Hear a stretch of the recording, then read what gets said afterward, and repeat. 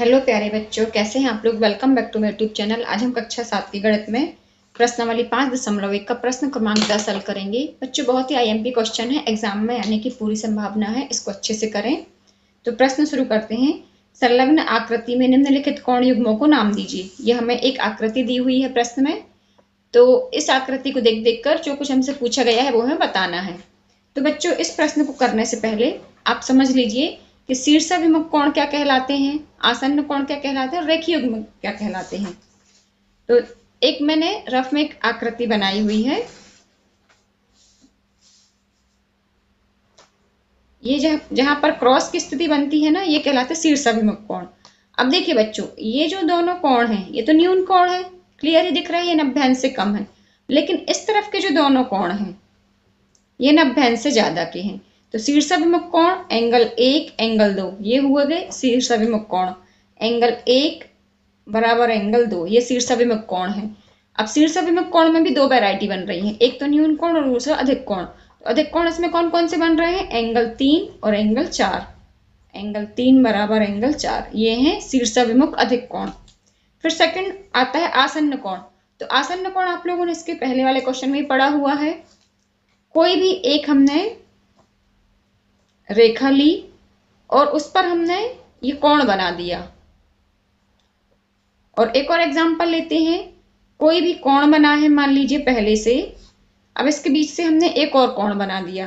तो ये एंगल 1 और एंगल 2 ये कैसे हो गए, आसन्न कोण, क्योंकि इनके बीच में ये कॉमन एक लाइन है, एक कॉमन एक रेखा है, इसी रेखा पर ये दोनों कोण बने हैं। तो ये हो गए आसन्न कोण। तो ये एंगल 1 और एंगल 2, एंगल 1 और एंगल 2 ये कैसे हैं, आसन्न कोण। अब बात आती है रेखीय युग्म। तो दो आसन्न कोण मिलके यदि उनका योग 180 अंश है, अब ये देखिए एक ही रेखा पर है, तो ये वाला कोण मान लीजिए हमने इसको नाम दे दिया एंगल 1 और ये वाला हो गया एंगल 2। तो ये दोनों मिलके यदि इनका योग 180 अंश है तो ये हो जाएंगे रेखीय युग्म। तो ये कैसे हो जाएंगे, आसन्न कोण तो है क्योंकि ये एक ही लाइन पर बने हैं और साथ में इनका योग कितना हो रहा है, 180 अंश। तो ये कहला जाएंगे रेखीय युग्म। एंगल 1 प्लस एंगल 2 ये आकृति नंबर 3 इसको नाम दे देते हैं, इसको आकृति नंबर 2 और ये आकृति नंबर 1। तो ये हो गई हमारी शीर्षाभिमुख के लिए, ये आसन्न कोण के लिए ये नीचे वाली, और रेखीय युग्म के लिए ये नंबर 3 वाली। तो आपको ये समझ में आ गए होंगे। अब हम इसका क्वेश्चन 1 शुरू करते हैं। इसमें हमसे कहा गया है शीर्षाभिमुख अधिक कोण। अभी अभी आप लोगों को मैंने बताया जब x की स्थिति बनती है, क्रॉस की स्थिति, तो आमने सामने के एंगल कहलाते हैं शीर्षाभिमुख कोण। शीर्ष अर्थात ये दोनों के जो शीर्ष हैं, शीर्ष अर्थात ये जो दोनों के शीर्ष है ना, ये शीर्ष अभिमुख, अभिमुख अर्थात एक दूसरे के सामने इनका मुंह है। तो बस वो थोड़ा सा यदि हम इसको संधि विच्छेद करके थोड़ा सा नाम के अनुसार पढ़ेंगे ना तो ये हमें याद रहेंगे। तो शीर्षाभिमुख अधिक कोण, अधिक कोण अर्थात 90 अंश से ज्यादा का। तो इस आकृति में देखिए यहाँ पर यदि ये एक लाइन हम देखें AOC ये सीधी लाइन है और दूसरी लाइन है BOD ये भी सीधी लाइन है। तो यहाँ ये जो दो छोटे छोटे एंगल बन रहे हैं ये तो न्यून कोण है। अब ये जो बड़ा एंगल बन रहा है इसके बाहर ये पूरा वाला और ये यहाँ से ये पूरा वाला, तो ये जो दोनों एंगल हैं, एंगल AOD और एंगल BOC ये कैसे हो जाएंगे, शीर्षाभिमुख अधिक कोण। तो फर्स्ट का आंसर हमारा हो जाएगा एंगल AOD और एंगल BOC, ये फर्स्ट का आंसर हो गया। अब सेकंड करते हैं आसन्न पूरक कोण। तो देखिए बच्चों, आप लोग आसन्न कोण तो समझ गए, अब पूरक कोण की बात की गई है। पूरक कोण अर्थात जिनका योग हो 90 अंश, योग जिनका हो 90 अंश और साथ में एक ही भुजा पर बने हो। तो अंश वाली जो लाइन है इस डायग्राम में ये दी गई है हमें BOE, ये पूरा जो एंगल है एंगल BOE ये है 90 अंश और एंगल DOE ये है 90 अंश। अब आसन्न पूरक कोण की बात की गई है, तो एक तो एंगल हम ये ले लेंगे एंगल BOA और दूसरा एंगल ले लेंगे एंगल AOE। तो ये हो जाएंगे हमारे आसन्न पूरक कोण। इसका जो आंसर होगा ये हो जाएगा एंगल EOA, या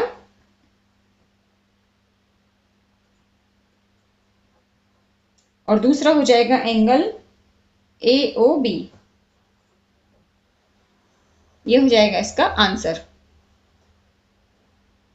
फिर करते हैं इसका पार्ट 3, समान संपूरक कोण। देखिए संपूरक कोण की बात की गई है, तो संपूरक कोण का योग कितना होता है 180 अंश। अब साथ में दोनों समान भी होने चाहिए, तो यहाँ देखिए दो सीधी लाइन हमें दी गई हैं। एक लाइन तो ये है BD और दूसरी लाइन ये है AC।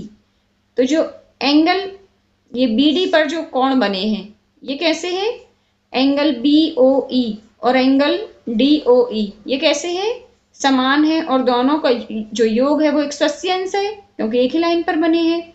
तो बस इसका आंसर हो जाएगा एंगल EOB और एंगल EOD।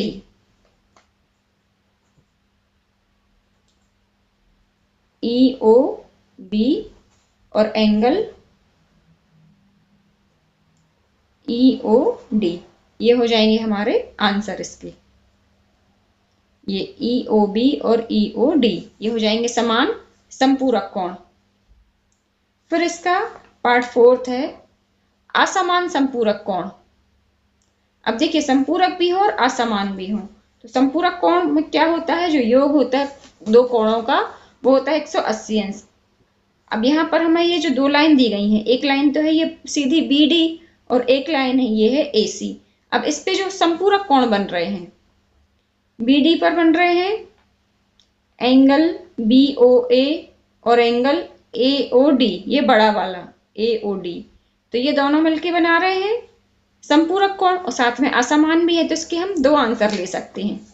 एक तो हो जाएगा, दो सेट हो जाएंगे इसके आंसर में, एंगल BOA और इसी के साथ में हो जाएगा एंगल AOD।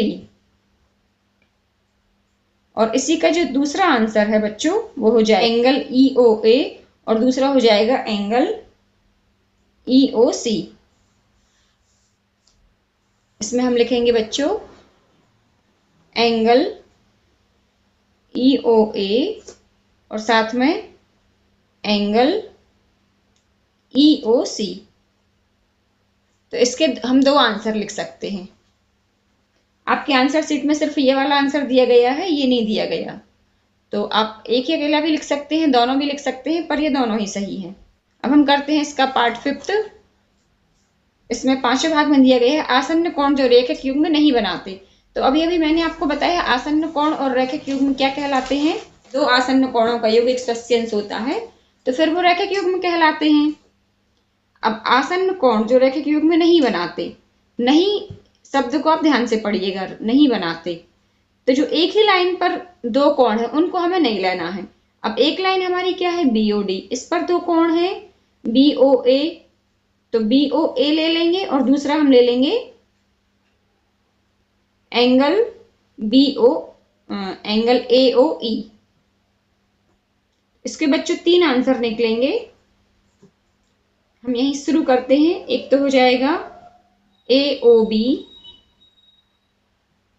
और इसी के साथ हम ले लेंगे दूसरा एंगल AOE।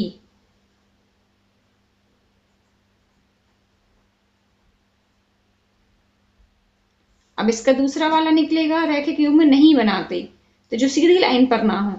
एक एंगल ये है AOE और दूसरा एंगल EOD। एंगल AOE और दूसरा एंगल EOD।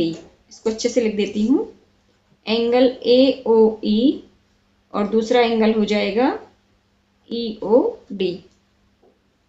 फिर इसी का है तीसरा एक और जोड़ा हो सकता है एंगल EOD। ये वाला एंगल ले लिया EOD और हमने साथ में ले लिया COD। ये आसन्न कोण तो है बच्चों, ये फिर से देख लीजिए, ये हमने ले लिया एंगल EOD और साथ में ले लिया हमने एंगल COD। तो ये देखिए आसन्न कोण तो है क्योंकि कॉमन भुजा है OD, लेकिन ये रेखिक युग्म नहीं बना रहे। एंगल